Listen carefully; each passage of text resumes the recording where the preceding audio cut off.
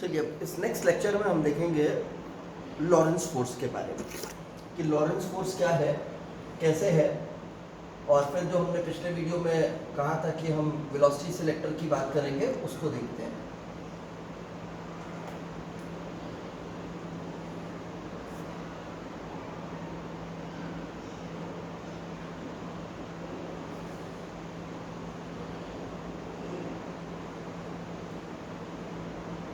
Lawrence force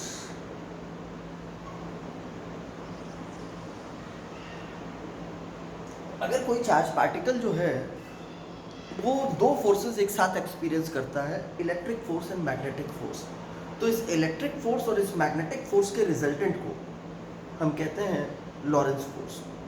तो Lawrence force is basically the resultant of electric force and magnetic force experience by a charge particle.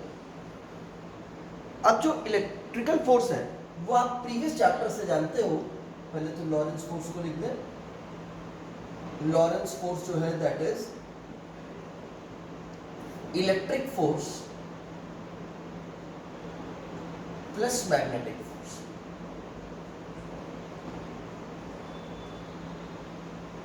Lawrence force जो है वो हो गया हमारे पास QE plus Q V cross B, ये हो गया। इसे हम लॉरेंस फोर्स कहेंगे। अगर मान लो किसी वजह से इलेक्ट्रिक फोर्स नहीं एक्ट कर रही उसके ऊपर, सपोज E जीरो है, इलेक्ट्रिक फील्ड जीरो है, तो उस समय लॉरेंस फोर्स अकेले मैग्नेटिक फोर्स के बारे में हो जाएगी। यानी कि सिर्फ मैग्नेटिक फोर्स को भी लॉरेंस फोर्स कहा जा सकता है। कब कहा जा सकता है? When electric force is zero, null vector zero vector that is, और non zero vector that is magnetic force vector, इन दोनों का रिजल्टेंट मैग्नेटिक फोर्स वेक्टर होगा। And by definition electric force और मैग्नेटिक फोर्स का रिजल्टेंट जो है वो लॉरेंस फोर्स कहलाता है। तो इसका मतलब है इस केस में Lawrence force will B magnetic force. और इसी तरह अगर मैग्नेटिक फोर्स जीरो है और सिर्फ इलेक्ट्रिक फोर्स एक्ट कर रही है तो आप सिर्फ इलेक्ट्रिक फोर्स को भी लॉरेंस फोर्स कह सकते हैं। ठीक है, अब देखो जो इलेक्ट्रिकल फोर्स है वो आप पहले से जानते हो कि that force acts either in the direction of the electric field or opposite to the direction of the electric field. That depends whether this charge is positive or negative. In case of positive charge, force experienced by it is in the direction of the electric field, and if the charge is negative, it experiences a force opposite to the direction of electric field. Similarly, यहाँ पे भी ये charge का nature decide करेगा कि magnetic force की क्या direction है। Obviously the magnetic force will be perpendicular to both velocity vector and magnetic field vector, but there will be two perpendicular directions possible for the plane containing v vector and b vector. One will be perpendicularly outward from the plane and the other will be perpendicularly inward to the plane. तो इन दोनों में से कौन सी direction होगी, which direction out of these two, ये depend करेगा कि वो चार्ज पॉजिटिव है या नेगेटिव, और आप अच्छी तरह से इन फोर्सेस की डायरेक्शन निकालना समझते हैं। तो ये लॉरेंस फोर्स हो गई। अब हम बात कर रहे थे वेलोसिटी सिलेक्टर की। अगर सपोज हमने कुछ चार्ज पार्टिकल्स को एक पोटेंशियल डिफरेंस लगा करके एक्सेलरेट किया, ये चार्ज पार्टिकल्स हैं, ढेर सारे चार्ज पार्टिकल्स आप इमेजिन कर लो, these are certain charge particles, ऐसे ही ले लो।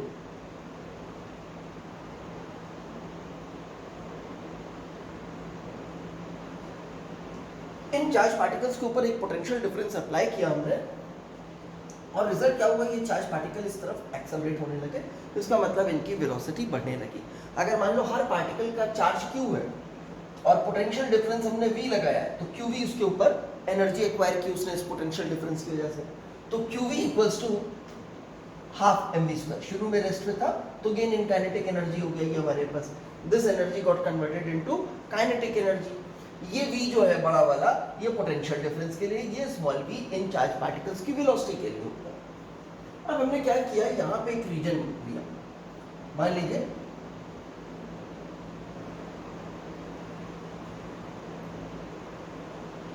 इस रीजन से ये चार्ज पार्टिकल्स पास करेंगे। पहले तो हमने क्या किया, इस रीजन में एक छोटी सी ही ओपनिंग रखी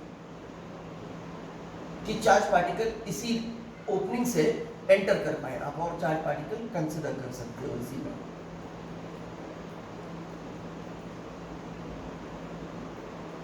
तो क्या हुआ, जो चार्ज पार्टिकल इस रीजन में आ गए इतने रीजन में आए वो इससे एंटर कर जाएंगे। अब जो चार्ज पार्टिकल इसके अंदर एंटर करेंगे तो इस रीजन में, इस ओपनिंग के इधर के रीजन में ठीक इसके सामने भी ऐसी ही ओपनिंग है, ठीक इसके सामने है ये opening, exactly in front of it.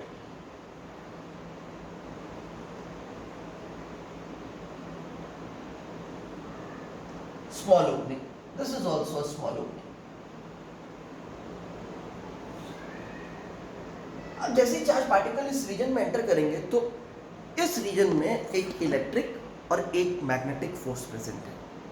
एक इलेक्ट्रिक फील्ड है, एक मैग्नेटिक फील्ड है, जिसकी वजह से चार्ज पार्टिकल एक इलेक्ट्रिक फोर्स एक्सपीरियंस करेगा, एक मैग्नेटिक फोर्स एक्सपीरियंस करेगा। सपोज मैग्नेटिक फील्ड इस रीजन में इनवर्ड प्रेजेंट है, इस रीजन में एक मैग्नेटिक फील्ड है, uniform magnetic field that is present inside, and you can consider this charge particle to be positively charged. तो चार्ज पार्टिकल जैसे ही एंटर करेगा तो उसके ऊपर फोर्स लगेगी, एफ बी आई की डायरेक्शन कंसीडर करते हैं, वेलोसिटी इस तरफ डायरेक्टेड है, तो पॉजिटिव चार्ज की डायरेक्शन ऑफ मोशन की डायरेक्शन में करंट हो गया, तो आई इधर हो गया, बी इनवर्ड हो गया, फोर्स अपवर्ड लगी। अब इस पे फोर्स जो है वो अपवर्ड डायरेक्शन में लग रही है, मैग्नेटिक फोर्स की डायरेक्शन इधर हो गई, ये मैग्नेटिक फोर्स डायरेक्शन हमारे पास, वेलोसिटी हमने इस तरह से कंसीडर कर रखी है। और मान लो कि अब एक इलेक्ट्रिक फील्ड प्रेजेंट है, उस इलेक्ट्रिक फील्ड की डायरेक्शन इस रीजन में इस तरह से प्रेजेंट है, this is the direction of the electric field. ये इलेक्ट्रिक फील्ड प्रेजेंट है, ये लाइंस जो है इलेक्ट्रिक फील्ड लाइंस को रिप्रेजेंट कर रहा है, uniform electric field of strength E भी प्रेजेंट है। तो रिजल्ट क्या होगा कि इसी चार्ज पार्टिकल के ऊपर, पॉजिटिवली चार्ज पार्टिकल के ऊपर एक इलेक्ट्रिकल फोर्स भी लग जाएगी, F electric. So now this particle is experiencing two forces, one is the magnetic force and the other is the electric force, and we have seen कि जिस तरह से हमने इलेक्ट्रिक फील्ड मैग्नेटिक फील्ड की adjustment की है, these two forces are oppositely directed. What if these two forces cancel each other? पहले तुम देखेंगे ये फोर्स कितनी होगी, तो this force will be QVB, angle जो है V और B के बीच का 90 डिग्री हो चुका है, वेलोसिटी प्लेन में है, फील्ड प्लेन के परपेंडिकुलर है, तो QVB is the force experienced by any charged particle which is having velocity v. This is the magnetic force, और इसी चार्ज पार्टिकल के ऊपर जो इलेक्ट्रिक फोर्स लगी हुई है। अब मैं कह रहा हूँ मान लो अगर ये दोनों इक्वल हो जाए तो क्या होगा, नेट फोर्स जीरो हो जाएगी। नेट फोर्स जीरो हो जाएगी तो ऐसा पार्टिकल इधर से ट्रैवल करते करते इस होल से बाहर निकल जाएगा। तो चलो देखते हैं, अगर नेट फोर्स जीरो हो गई तो क्या हुआ हमारे पास, इन दोनों फोर्सेस को का मैग्नीट्यूड इक्वेट करा करके देखते हैं।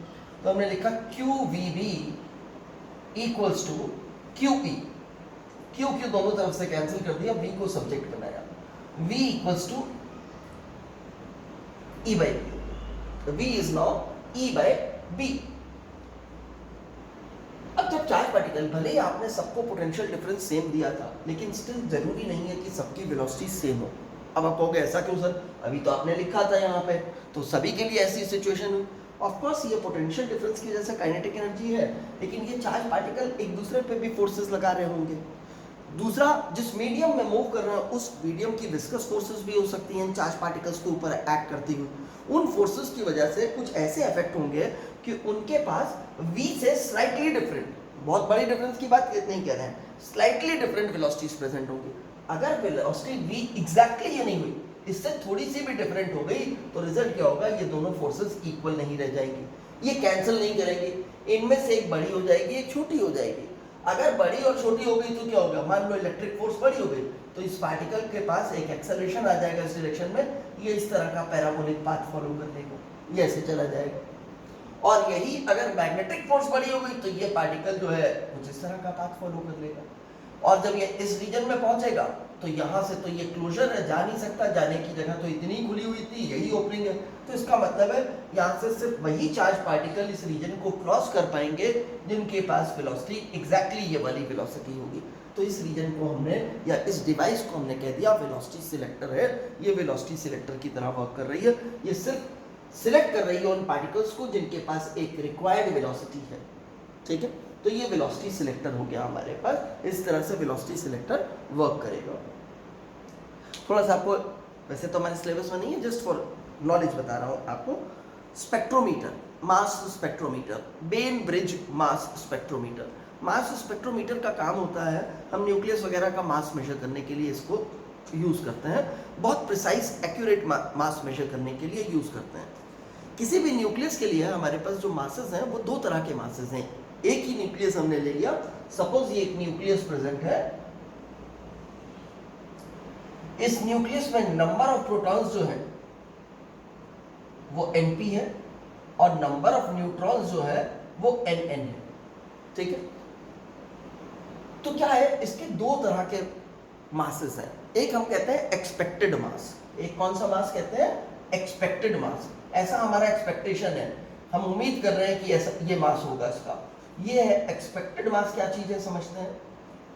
हमने कहा mass of one proton into number of protons plus mass of one neutron into number of neutrons, ये एक्सपेक्टेड मास है। ऐसा हम एक्सपेक्ट कर रहे हैं, फिर से लिख देता हूं, mass of one proton into number of protons plus mass of one neutron into number of neutrons. इससे हमारे को इस न्यूक्लियस का मास मिल जाना चाहिए, लेकिन इसे हमने कहा ये एक्सपेक्टेड मास है, ऐसा हम एक्सपेक्ट कर रहे हैं। तो साइंटिस्ट ने भी शुरू में ऐसा ही एक्सपेक्ट किया कि न्यूक्लियस का मास इतना होता होगा। फिर क्या हुआ, मास स्पेक्ट्रोमीटर डिजाइन हो गया, तो कहा भाई मास मेजर करके भी देख लेते हैं कितना होता है। तो मास मेजर करने के लिए क्या किया, उसके लिए हम समझते हैं बेन ब्रिज मास स्पेक्ट्रोमीटर के कैसा होगा। उसमें तीन पार्ट हुए। एक पार्ट हुआ इलेक्ट्रॉन, एक पार्ट हुआ जो पोटेंशियल डिफरेंस लगा करके बेसिकली चार्ज पार्टिकल को यानी कि न्यूक्लियस को एक्सेलरेट करेगा।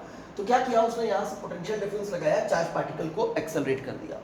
एक दूसरा पार्ट आया, ये वाला आपके पास, जो वेलोसिटी सिलेक्टर का रीजन हो गया। दिस इज वेलोसिटी सिलेक्टर, इधर वेलोसिटी सिलेक्टर हो गया।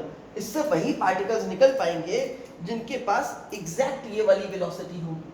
हमने एक न्यूक्लियस ले लिया, उसका चार्ज हम श्योर है, कितना है इसका चार्ज, इसके पास चार्ज है एक प्रोटॉन का जो चार्ज होता है इनटू Np। इसके पास न्यूक्लियस के पास चार्ज कितना है, charge on the nucleus is magnitude of charge of one electron that is proton का चार्ज इनटू Np।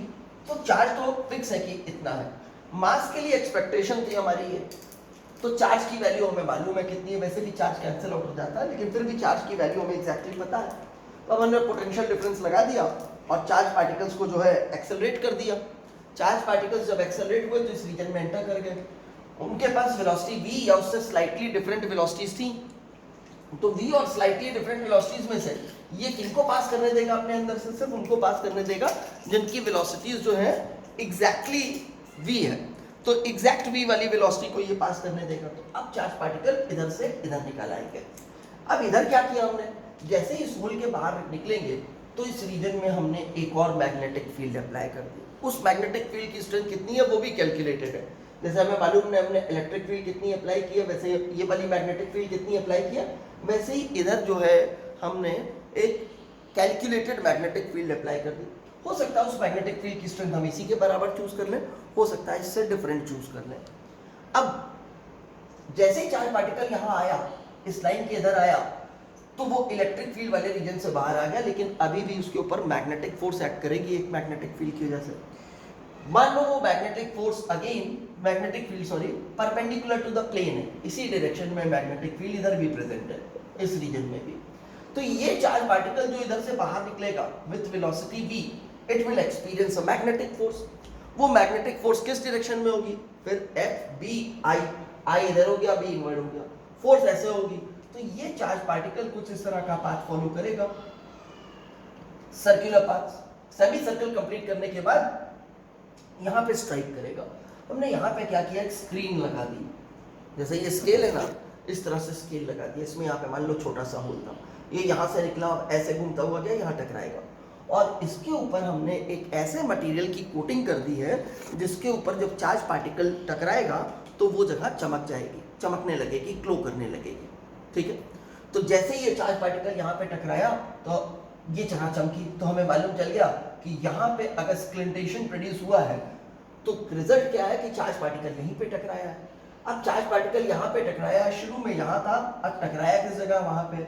अगर ये लेंथ हमको मेजर हो जाए और मान लो ये हमने स्केल ही बना रखा है कि चार्ज पार्टिकल जहाँ पे टकराएगा उस जगह पे हमारे को उसकी मेजरमेंट मिल जाएगी कितनी है, तो इसका मतलब हमें यहाँ से यहाँ तक की ये लेंथ मिल गई। ये लेंथ तो डायामीटर है, डायामीटर मिल गया तो मतलब रेडियस भी मिल गई, तो रेडियस तो हमें मिल गई एक्सपेरिमेंटली। तो रेडियस का फॉर्मूला देखिए क्या था, रेडियस का फॉर्मूला था हमारे पास mv/qb, mv/qb, ठीक है। This radius is known to us. ये वेलोसिटी v जो है वो भी हमें नोन टू है, e/v। ज्यादा से ज्यादा आप इसे v1 और इसे v2 अलग अलग मैग्नीट्यूड कर सकते हो। तो यहाँ पे आपको ये वेलोसिटी अगर आप रिप्लेस कर दो e/v से सेम स्ट्रेंथ है तो b स्क्वायर का टर्म आ जाएगा, तो आपके पास आ गया यहाँ पे सपोज सेम v था दोनों तरफ, तो e/v स्क्वायर कर दिया मैंने, इसको वैल्यू सब्स्टिट्यूट कर दी। अब देखो q तो हमें पता ही था, ये था q। इलेक्ट्रिक फील्ड हमने कितनी लगाई वो हमें पता थी, ये हमें फील्ड कितनी अप्लाई की थी मैग्नेटिक, ये हमें पता था, रेडियस हमें पता चल चुकी है, तो एक ही अननोन टर्म है दैट इज मास। ये मास हमने मेजर कर लिया, इस m को सब्जेक्ट बना लिया, तो ये m हमारे को एक्सपेरिमेंटली कैलकुलेट हो गया। ये जो मास निकल के आया है एक्सपेरिमेंटली, ये रियल मास है, दिस इज द रियल मास। और ये एक्सपेक्टेड मास से स्लाइटली डिफरेंट है, एक्सपेक्टेड मास और इसमें कुछ डिफरेंस है। एक्सपेक्टेड मास इससे थोड़ा सा बड़ा है और रियल मास उससे के कंपैरिजन में थोड़ा सा छोटा है। इन दोनों का जो डिफरेंस है that is expected mass minus real मास, वो डिफरेंस कहलाता है मास डिफेक्ट, ठीक है।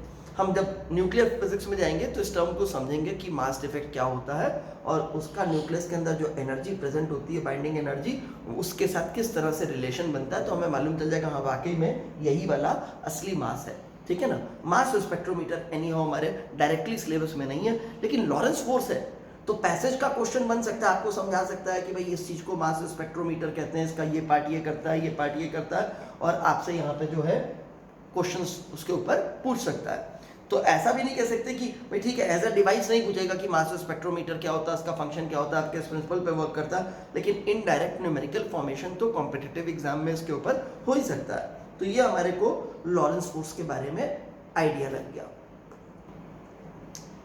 Most of the time nearly 100% cases में हमारे पास जब हम इलेक्ट्रिक और मैग्नेटिक फोर्स के साथ डील कर रहे होंगे, दोनों फोर्सेस एक्ट कर रहे होंगे, यानी कि क्या होगा हमारे पास लॉरेंस फोर्स इलेक्ट्रिक और फोर्स है और मैग्नेटिक फोर्स का रिजल्टेंट है, और दोनों इलेक्ट्रिक और मैग्नेटिक में से कोई भी जीरो नहीं है, तो उस समय के साथ हम डील करेंगे तो मेजॉरिटी ऑफ द केसेस में नियरली 100% कह रहा हूँ मैं, हमारे पास क्रॉस्ड फील्ड्स होंगी। क्रॉस्ड फील्ड का मतलब क्या, इलेक्ट्रिक फील्ड और मैग्नेटिक फील्ड ऐसी होंगी कि उनकी फोर्सेस जो है वो ऑपोजिट डायरेक्शन में जाएंगी, और उनमें भी लगभग सारे केसेस ऐसे होंगे कि वो फोर्सेस कैंसिल हो रही होंगी।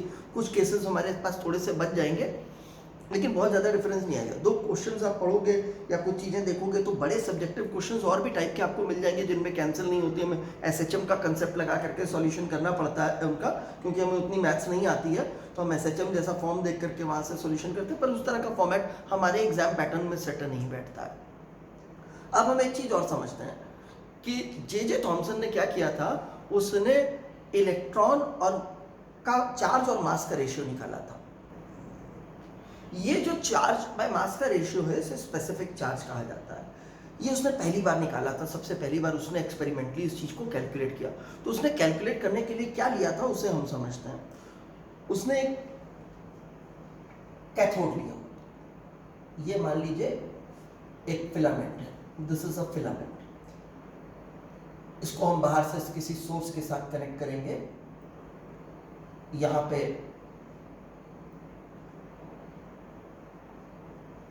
एक कम वोल्टेज की बैटरी लगाएंगे, बहुत बड़ी वोल्टेज नहीं चाहिए, 12 वोल्ट 6 वोल्ट, ठीक है ना, 24 वोल्ट, ऐसे बहुत बड़ी वोल्टेज की जरूरत नहीं है। तो लो टेंशन बैटरी, एलवीटी लो टेंशन बैटरी लगाएंगे, स्विच लगा होगा यहाँ पर। जब इस स्विच को हम क्लोज करेंगे तो इस फिलामेंट में करंट फ्लो करेगा। ये हीटिंग फिलामेंट है। जब ये हीटिंग फिलामेंट है तो इसका मतलब है इसमें हीट प्रोड्यूस होगी। अब इसको हमने क्या किया है, ये फिलामेंट हो गया, मान लो ये मार्कर जो है आपके पास फिलामेंट है, इस फिलामेंट के चारों तरफ हमने एक सिलेंड्रिकल वॉल बना दी, हॉलो सिलेंडर प्लेस कर दिया है। वो हॉलो सिलेंडर जो है हमने एक ऐसे मेटल का बनाया है जिसका वर्क फंक्शन काफी लो है, मेल्टिंग पॉइंट हाई है लेकिन वर्क फंक्शन बहुत लो है। तो अब क्या हुआ कि ये सिलेंडर में एनक्लोज हो गया फिलामेंट आपके पास।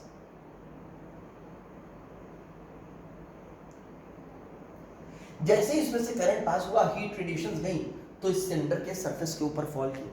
जब सरफेस के ऊपर फॉल की तो रिजल्ट क्या हुआ, इसमें हीटिंग हुई।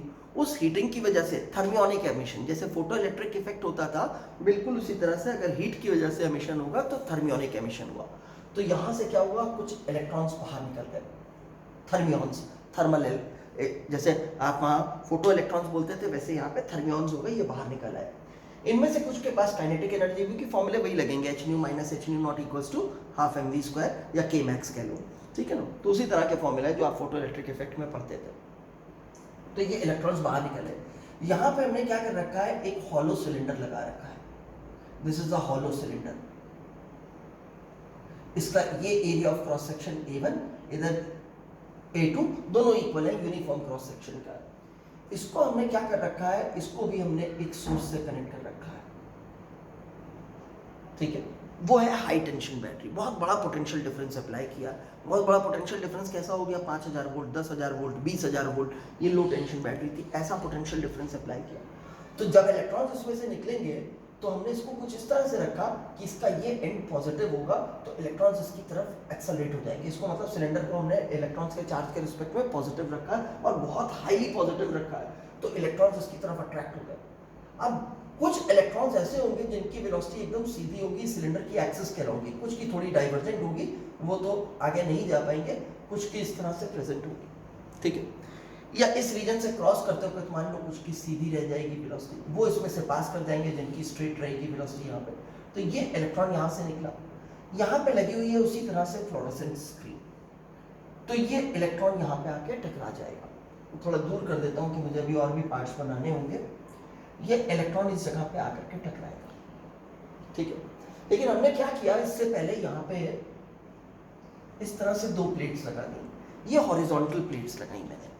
हॉरिजॉन्टल प्लेट्स कैसी हो गई, आप समझिएगा इस चीज को, मेरे हाथ को प्लेट की तरह लीजिएगा, ये दो प्लेट्स लग गई, हॉरिजॉन्टल है, ये भी देखिए ग्राउंड के पैरेलल हो गई, ये भी ग्राउंड के पैरेलल हो गई, ये हॉरिजॉन्टल प्लेट्स लगा दी। अब जैसे कैपेसिटर की प्लेट होती है वैसी प्लेट समझ लो कि लगा दी, कैपेसिटर लगा दिया, आप ऐसा समझ सकते हो बड़ा। और इसमें हमने क्या किया, एक प्लेट को पॉजिटिव और दूसरे को नेगेटिव कर दिया।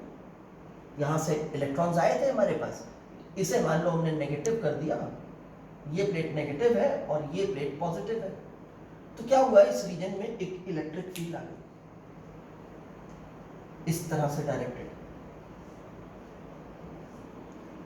जैसे ये चार्ज पार्टिकल, ये लेंथ L मान,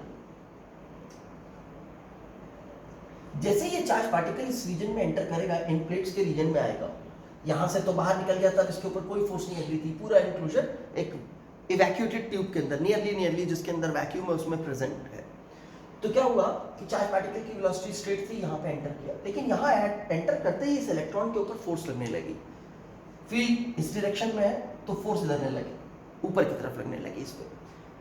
अब मान लीजिए कि इस फील्ड की स्ट्रेंथ E है, तो रिजल्ट क्या होगा, ये चार्ज पार्टिकल यहाँ पे आकर के कुछ इस तरह का पाथ फॉलो करेगा, ये पैराबोलिक पाथ हो गया इसका, इलेक्ट्रिक फील्ड की स्ट्रेंथ E मान लीजिए, ये पैराबोलिक पाथ हो गया। लेकिन जैसे ही ये प्लेट के इधर आएगा, बाहर निकलेगा, तो वैसे ही इसके ऊपर कोई भी फोर्स नहीं लग रही होगी, तो ये यहाँ से टेंजेंशियल पाथ फॉलो करेगा। और पहले अगर मान लो इस S0 पोजीशन पे टकराया था, तो अब इस S1 पोजीशन पे जाकर के टकराएगा। ये सेपरेशन हमें ऑलरेडी पता है कितना है, ठीक है, सपोज कैपिटल D है। अब देखो ये जो डेविएशन प्रोड्यूस हुआ है भाई, ये हम फाइंड आउट कर सकते हैं। ग्रेविटेशनल फोर्स नहीं लेनी है क्योंकि इलेक्ट्रॉन में मास बहुत कम है, तो उसके ऊपर ग्रेविटेशनल फोर्स ना के बराबर है, आपके पास सिर्फ इलेक्ट्रिकल फोर्स बची है। तो अब देखो, आप ट्रैजेक्टरी की इक्वेशन इस तरह से लिखते थे प्रोजेक्टाइल मोशन की, y equals to x tan theta minus gx² upon 2u² cos square theta, इस तरह से लिखते थे। थीटा जहाँ पे इनिशियल वेलोसिटी और हॉरिजॉन्टल के बीच का एंगल होता था। यहाँ पे क्या हुआ, पहली चीज तो ग्रेविटी नहीं रह गई हमारे पास, ये एक्सेलरेशन ड्यू टू ग्रेविटी जैसा नहीं है। और दूसरा, जो फोर्स की लाइन है आपकी, उस लाइन के परपेंडिकुलर वेलोसिटी प्रेजेंट है, यानी कि हॉरिजॉन्टल प्रोजेक्टाइल जैसा होगा, इसका मतलब है कि थीटा आपके पास 0 हो गया। तो एक तो यहाँ पे हमारे को एक्सेलरेशन कोई और यूज करना है, electrical force by mass of charge mass of electron use करना है और थीटा को 0 लिखना है, तो y कितना हो जाएगा, y ये वाली लेंथ जो है, ये वाला टर्म तो 0 हो गया, tan थीटा 0 होकर क्या x की वैल्यू हो गई, इसे x इक्वल्स टू 0 मान लो, और तो यहाँ पे x लेंथ ट्रेवल की है जो कि मैंने l मार्क की है, तो l हो गया हमारे पास, और इस जगह पे आ गया E बाय m, ये इलेक्ट्रिकल फोर्स की वजह से एक्सेलरेशन, और यहाँ पे आ गया l और नीचे आ गया 2u square cos square theta 1 हो गया।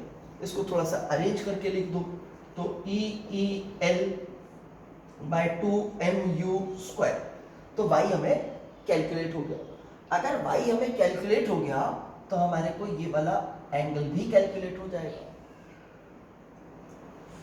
ये इलेक्ट्रॉन कहाँ पे पहुंचेगा अगर हम कैलकुलेट करना चाहें इस लेंथ को, तो ये डिस्टेंस हमें पता है, ये एंगल हम कैलकुलेट कर चुके होंगे, तो हम ये डिस्टेंस भी निकाल सकते हैं। लेकिन अभी चलो, मैंने ये y कैलकुलेट कर दिया यहाँ पे। अब एक बार शुरू से सारा प्रोसेस समझते हैं क्या हुआ। पहले हमने इसको न्यूट्रल रखा प्लेट को, तो यहां से जो चार्ज पार्टिकल आए वो यहां पे टकरा गए, ठीक है। उसके बाद हमने क्या किया, इन पार्टिकल्स को एक इलेक्ट्रिक फील्ड लगा दी, ये यहां पे आकर के टकरा गए। उसका एक्सप्रेशन हमने यहाँ पे एल स्क्वायर होना चाहिए था, एक्स स्क्वायर था, तो उसका एक्सप्रेशन जो है हमने कंक्लूड कर लिया। अब सोचो कि हमें इस u की वैल्यू नहीं पता एग्जैक्टली क्या है। अब आपको यहाँ से एक्सेलरेट किया है, लेकिन आपको मालूम है जब आपने एक्सेलरेट किया तो बहुत ढेर सारे पार्टिकल्स हैं, उन पे एक दूसरे की फोर्सेस भी लगी होंगी, दूसरे इफेक्ट्स भी आए होंगे, तो वो नहीं है। तो हमने कहा एक काम करते हैं कि हम एक मैग्नेटिक फोर्स भी लगा देते हैं, ठीक है। कहाँ पे लगा देते हैं, इन प्लेट से जस्ट पहले इलेक्ट्रिक और मैग्नेटिक फोर्स भी लगा देते हैं, इस वाले रीजन से जस्ट पहले, यानी कि इस गैप में कहीं पे हम इलेक्ट्रिक और मैग्नेटिक फोर्स, दो फोर्सेस लगा देते हैं। इलेक्ट्रिक फोर्स इतनी जितनी ये है, इतनी इलेक्ट्रिक फोर्स, या कहो इसी रीजन में, या इसी रीजन की बात करते हैं। यहां पे हमने एक सेट ऑफ प्लेट्स हॉरिजॉन्टल और लगा दिया, उनके बीच में यही वाली इलेक्ट्रिक फील्ड लगा दी।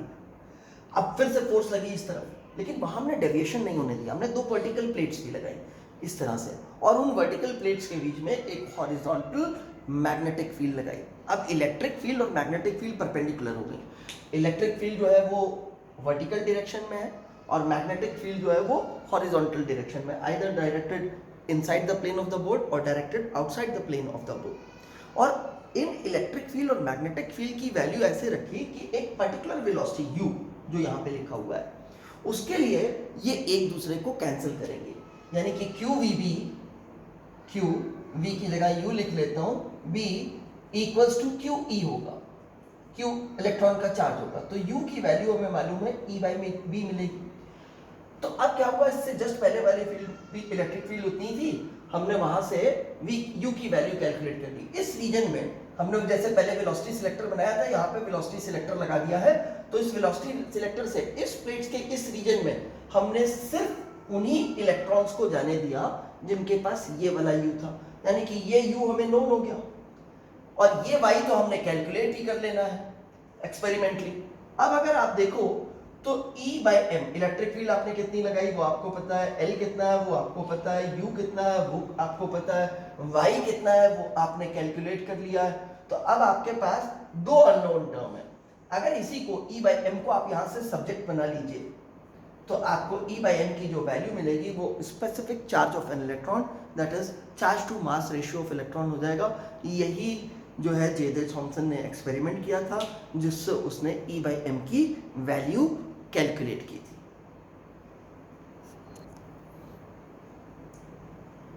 देखो पिछले वीक में आपका टेस्ट क्योंकि होना था 25 तारीख को, तो बड़ा स्लो चले हैं, हम लैग बिहाइंड कर रहे हैं सिलेबस में, अब हमें स्पीड बढ़ानी होगी। तो इस वीडियो के बाद जो वीडियो आएंगे उसमें हम काफ़ी तेज़ी से स्पीड में चलेंगे। अभी आज के वीडियो को मैं ऐसा लेके चल रहा हूँ कि जिसमें आपको बहुत ज़्यादा न्यूमेरिकल्स को अटेम्प्ट नहीं करना, कोई न्यूमेरिकल डिस्कस ही नहीं कर रहा हूँ मैं, थ्योरेटिकल पार्ट फॉर्मूले डिस्कस कर रहा हूँ, उनकी एप्लीकेशंस नहीं डिस्कस कर रहा हूँ, न्यूमेरिकल एप्लीकेशंस नहीं डिस्कस कर रहा हूँ, ठीक है ना। अगली क्लास में हम उन न्यूमेरिकल एप्लीकेशंस को डिस्कस करेंगे और अपने सिलेबस को आगे बढ़ाएंगे। तो अभी इसी कंसेप्ट से रिलेटेड हम एक डिवाइस की बात करते हैं, साइक्लोट्रॉन। समझते हैं कि ये साइक्लोट्रॉन क्या चीज़ होती है और किस तरह से वर्क करता है। ये साइक्लोट्रॉन जो है हमारे बोर्ड पॉइंट ऑफ व्यू से बहुत इंपॉर्टेंट है। अक्सर अक्सर का मतलब लगभग हर साल मान लो आप, जैसे बोर्ड के एग्जाम में आता ही आता है साइक्लोट्रॉन का क्वेश्चन, तो इसे हमें बहुत अच्छे से पढ़ना है, साइक्लोट्रॉन को समझना है। इसके नोट्स भी आप प्रॉपर बनाओगे, फिगर भी प्रॉपर बनाओगे, तरीका मैं सारा बता रहा हूँ कि आपको कैसे क्या करना है। पहले तो हम समझते हैं साइक्लोट्रॉन है क्या चीज़। तो basically cyclotron is a charge accelerator, charge accelerator, यानी कि चार्ज पार्टिकल को एक्सेलरेट करके उसको एक डिजायर्ड काइनेटिक एनर्जी प्रोवाइड करने के लिए इसको यूज़ किया जाता है। जैसे एक चार्ज एक्सेलरेटर हमने पहले भी डिस्कस किया था, वो हमारे सिलेबस में नहीं था, that was when D graph generator, लेकिन हमने उसे समझा था।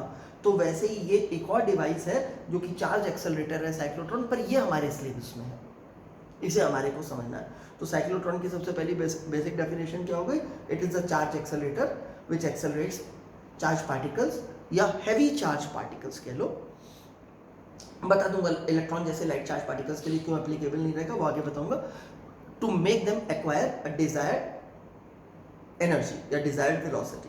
तो साइक्लोट्रॉन की डेफिनेशन हो गई कि ये चार्ज एक्सेलरेटर है जो चार्ज पार्टिकल को एक्सेलरेट करके उन्हें एक डिजायर्ड काइनेटिक एनर्जी इंपार्ट कर देता है। अब हम बात करते हैं कि किस प्रिंसिपल पे वर्क करता है, कैसे काम करता है। तो ये दो फैक्ट्स पे वर्क करता है। देयर आर टू फैक्ट्स जिन पे ये साइक्लोट्रॉन वर्क करता है। तो पहली हेडिंग तो हमारे पास आ गया साइक्लोट्रॉन, हमने उसकी डेफिनेशन लिख दी। दूसरी सब हेडिंग डाली हमने प्रिंसिपल की जगह वर्किंग प्रिंसिपल भी लिख सकते हैं। वर्किंग प्रिंसिपल का मतलब वो फैक्ट्स जिनके ऊपर वो ये वाली डिवाइस काम करेगी, वर्क करेगी, ठीक है ना। आपको मैंने बताया था इंस्ट्रूमेंट जितने भी आएंगे हमारे लिखने का पैटर्न यही रहेगा, जैसे हम पोटेंशियोमीटर, गैल्वेनोमीटर इन सब में बात करते हैं, तो बिल्कुल सेम तरीके से अब यहाँ पे भी बात कर रहे हैं। तो अगली सब हेडिंग आ गई हमारी प्रिंसिपल। तो हमने कहा it works on the following two facts. पहला फैक्ट समझिए क्या है। पहले फैक्ट को हमने कहा कि इलेक्ट्रिक फील्ड जो होती है कंडक्टर के अंदर, अगर उस कंडक्टर में करंट नहीं फ्लो कर रहा है, इलेक्ट्रोस्टैटिक इक्विलिब्रियम है, तो electric field inside a conductor is zero. आपको पूरा ये इलेक्ट्रोस्टैटिक इक्विलिब्रियम कांसेप्ट एक्सप्लेन नहीं करना है, आपको सिर्फ इतना बोलना है कि electric field inside a conductor is zero, क्योंकि जो हम सिचुएशन लेंगे वो सिचुएशन इलेक्ट्रोस्टैटिक इक्विलिब्रियम की है। तो electric field inside a conductor is zero, ये पहला फैक्ट हो गया। दूसरा फैक्ट क्या है कि जो टाइम पीरियड होता है किसी चार्ज पार्टिकल का रिवोल्यूशन का इनसाइड अ मैग्नेटिक फील्ड, हमने सर्कुलर पाथ में मूव कराया था, उसका टाइम पीरियड निकाला था या उसकी फ्रीक्वेंसी निकाली थी, टाइम पीरियड लिख लो या फ्रीक्वेंसी लिख लो, वो इंडिपेंडेंट ऑफ द स्पीड होता है। उस स्पीड का मैग्नीट्यूड कितना है उसके ऊपर डिपेंडेंसी नहीं है उसकी, ठीक है। तो दो फैक्ट्स हो गए इसके वर्किंग की, एक इलेक्ट्रिक फील्ड कंडक्टर के अंदर जीरो होती है, दूसरा रेवोल्यूशन जो टाइम पीरियड होता है किसी चार्ज पार्टिकल का inside magnetic field that is independent of the velocity of the charge particle. ये दो फैक्ट्स हो गए जिन पे ये वर्क करता है। इसके बाद आता है कंस्ट्रक्शन। कंस्ट्रक्शन में हमें इसके इंपॉर्टेंट कंपोनेंट्स के बारे में बताना है कि किस चीज़ से बना हुआ, क्या क्या इसके इंपॉर्टेंट पार्ट्स हैं, और उसका एक सुंदर सा अच्छा सा लेबल डायग्राम बनाना है, ठीक है। तो हम समझते हैं क्या है। तो हम इसके लिए बताएंगे कि it consists of two metallic disc like structures, semi circular disc like structures. Semi circular, अब ये पूरा सर्कल है, ये डिस्क है, आप इसका सिर्फ आधा ही पार्ट लो,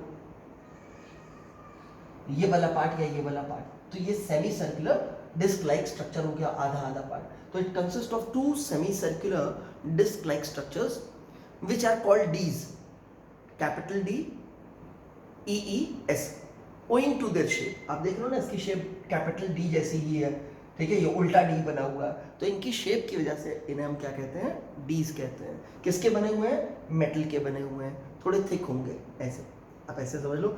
ये डिस्क ऐसे गई, आधी डिस्क इस तरह से, और एक आधी डिस्क इधर हो गई, सेमी सर्कुलर डिस्क आपके पास। तो हमने कहा कि ये किससे बना हुआ है, it consist of two semi circular metallic disc, semi circular disc known as dees because of their shape या ओइंग टू देयर शेप, उनकी शेप की वजह से इनको ये नाम डीज दिया गया। इनको हमने कनेक्ट कर रखा है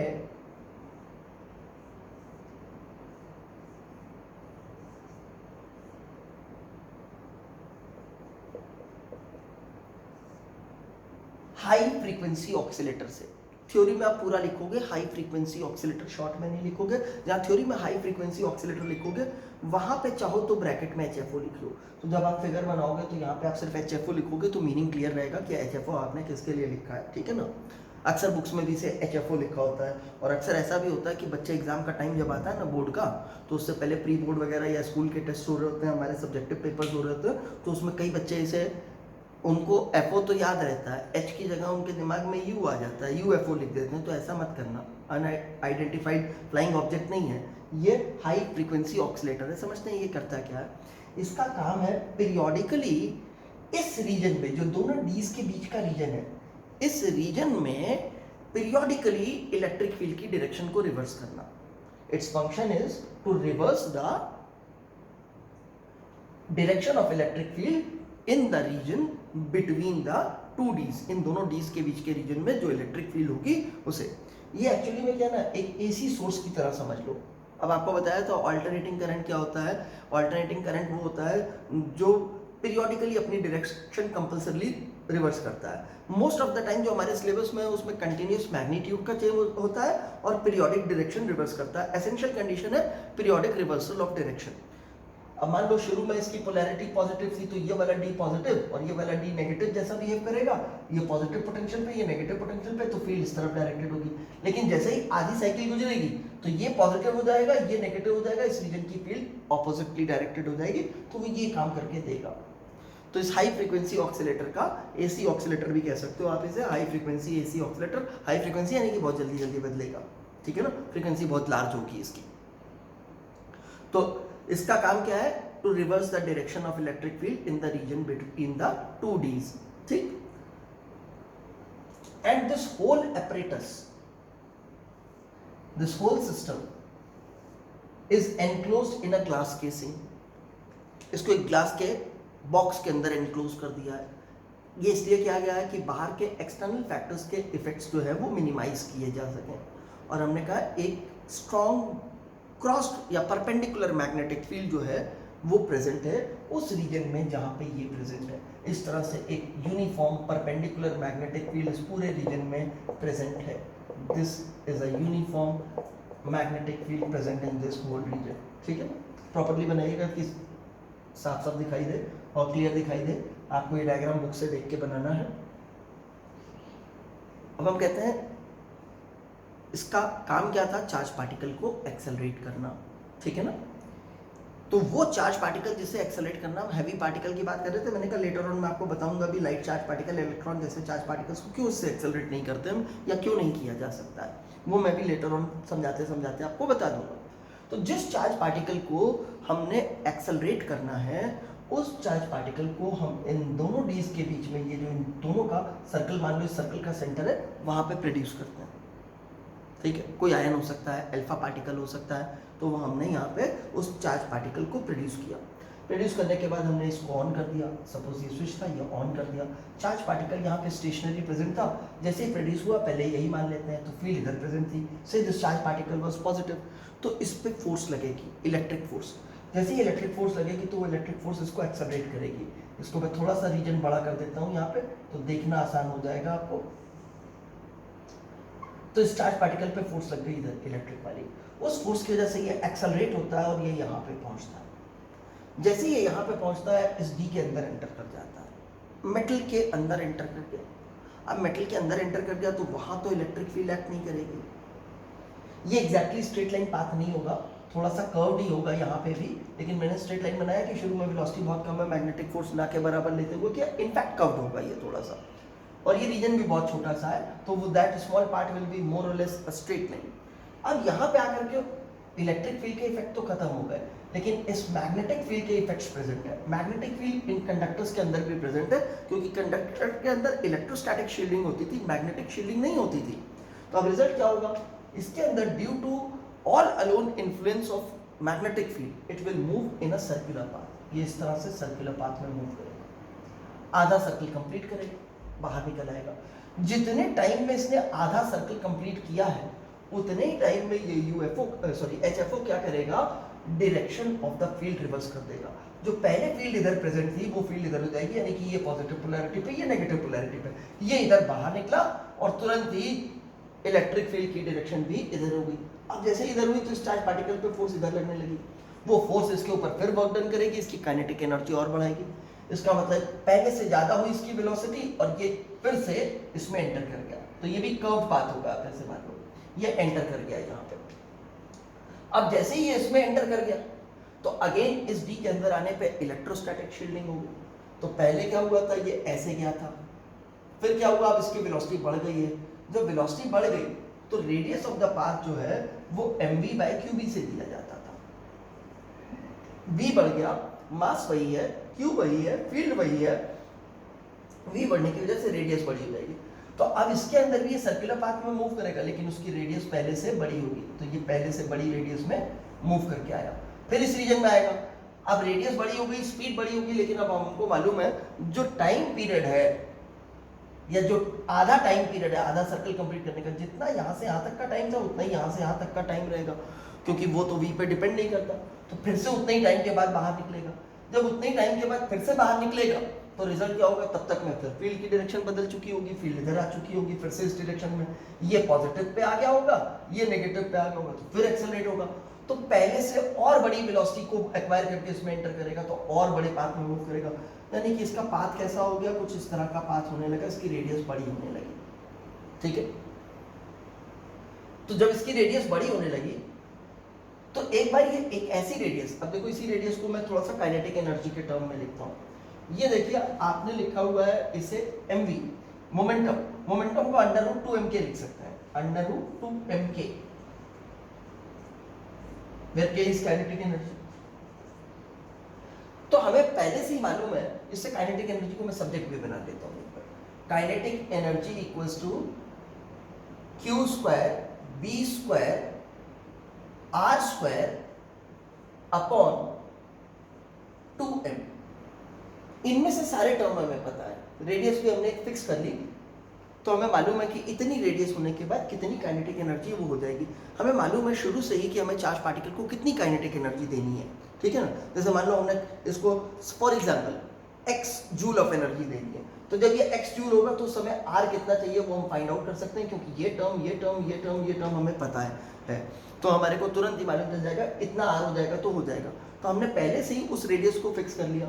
मान लो वो रेडियस ये वाली रेडियस आई, अब मेरे पास फिगर छोटा है तो मैं यहीं पे दिखा दे रहा हूँ, ये यहाँ पे एंटर कर रहा है, यही वाली रेडियस जो है ऐसे कर दूँ, यही रेडियस वो रेडियस है r। तो जैसे ही ये वो रेडियस एक्वायर करेगा तो हम क्या करेंगे, इनफैक्ट कंप्यूटराइज्ड कंट्रोल है, ऑटोमेटिकली ये मैग्नेटिक फील्ड स्विच ऑफ हो जाएगी, इस मैग्नेटिक फील्ड को हटा दिया जाएगा, ऑटोमेटिकली हट जाएगी। अब कंडक्टर के अंदर एंटर कर चुका है, इलेक्ट्रिक फोर्स वैसे ही नहीं लग सकती, इलेक्ट्रिक फील्ड जीरो है कंडक्टर के अंदर, और मैग्नेटिक फील्ड हमने जीरो कर दिया, तो मतलब कोई फोर्स नहीं लगेगी।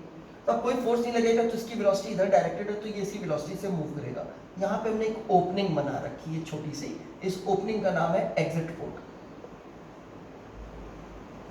तो ये चार्ज पार्टिकल यहाँ से वो डिजायर्ड काइनेटिक एनर्जी जो यहाँ पे थी उसको एक्वायर करके बाहर निकल जाएगा। ठीक है, अब यहाँ बाहर निकल के क्या होगा, हमने इसको एक्सेलरेट क्या किया, क्यों किया, हमारा कोई ना कोई पर्पस होगा। सपोज हम किसी न्यूक्लियस में ट्रांसम्यूटेशन करना चाहते हैं, ये मान लो पार्टिकल हमारे पास अल्फा पार्टिकल है, हम एक न्यूक्लियस में जबरदस्ती अल्फा पार्टिकल को पहुंचा करके रोक देना चाहते हैं। वो न्यूक्लियस का टारगेट हमारा यहाँ पे प्रेजेंट है, इसको हमने इतनी वेलोसिटी दे दी है कि ये इस न्यूक्लियस में घुस तो जाए पर बाहर ना निकल सके।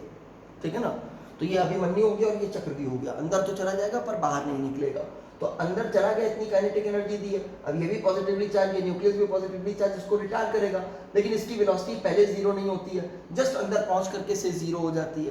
तो अब अंदर आकर के रुक गया, तो न्यूक्लियस का अंदर का स्ट्रक्चर ही बदल गया, उसमें हमने 2 प्रोटॉन और 2 न्यूट्रॉन चेंज कर दिए। अगर हमने ऐसे ही प्रोटॉन भेजा होता तो बदल जाता। ठीक है ना, इसमें इंपॉर्टेंट चीज है सिंक्रोनाइजेशन की। सिंक्रोनाइजेशन क्या है कि इसकी फ्रीक्वेंसी और इसके ऑक्सीलेशन की, चार्ज पार्टिकल के ऑक्सीलेशन की फ्रीक्वेंसी और हाई फ्रीक्वेंसी ऑक्सीलेटर की फ्रीक्वेंसी मैच करनी चाहिए, सेम होनी चाहिए। ठीक है ना, जितनी देर में ये आधा सर्कल कंप्लीट करेगा उतनी देर में इसकी भी हाफ वेव कंप्लीट होगी, यानी कि पोलैरिटी की डायरेक्शन रिवर्स होगी। अगर ये सिंक्रोनाइजेशन नहीं हुआ तो जो है हम इसको यूज नहीं कर पाएंगे, ये डिजायर्ड काइनेटिक एनर्जी एक्वायर करेगा। मैं एक काम करूंगा, इसको हैंड रिटन नोट के रूप में आपको भेजूंगा, आप एज इट इज उसका फिगर भी बनाओगे, नीट एंड टाइडी जैसा बनाया होगा उसको कॉपी करोगे, उसमें जो थोड़ा बहुत मैथमेटिकल वर्किंग है वो भी करोगे। जो मैंने अभी लिखी नहीं, जैसे नहीं लिखा टाइम पीरियड निकालने का नहीं लिखा, आपको आता है निकालने, पहले से आपने सीखा हुआ है, वो मैं लिख दूंगा कि टाइम पीरियड इतना तो फ्रीक्वेंसी इतनी, ऐसी चीज़ें जो भी रिक्वायर्ड है वो लिख दूंगा। सिंक्रोनाइजेशन क्या होता है, जो भी मतलब आपके लिए रिक्वायर्ड टर्म्स है वो सारी चीज़ों से लिखी होंगी, आपको देख करके लिखना है। तो अब ये इस तरह से हमारे पास वर्किंग करता है साइक्लोट्रॉन, ठीक है ना। तो साइक्लोट्रॉन के लिए एक बार फिर से हम याद कर लें। सबसे पहले साइक्लोट्रॉन क्या है, it is a charge oscillator. इसका वर्किंग प्रिंसिपल क्या है, 2 फैक्ट्स पे वर्क करता है। एक, कंडक्टर के अंदर इलेक्ट्रिक फील्ड 0 होती है। दूसरा क्या होता है, जो time period of revolution of a charge particle inside a uniform magnetic field होता है, that is independent of the magnitude of the velocity of the electron, that is independent of the velocity of the charge particle भी कह सकते हो आप, ठीक है ना। ये हो गया। इसके बाद कंस्ट्रक्शन थी। कंस्ट्रक्शन में हमने बताया 2 मेटल की डीज हैं, एक हाई फ्रीक्वेंसी ऑक्सीलेटर है, एक कोई सोर्स है जिसने uniform perpendicular to the figure या ट्रांसवर्स मैग्नेटिक फील्ड प्रोड्यूस कर रखी है।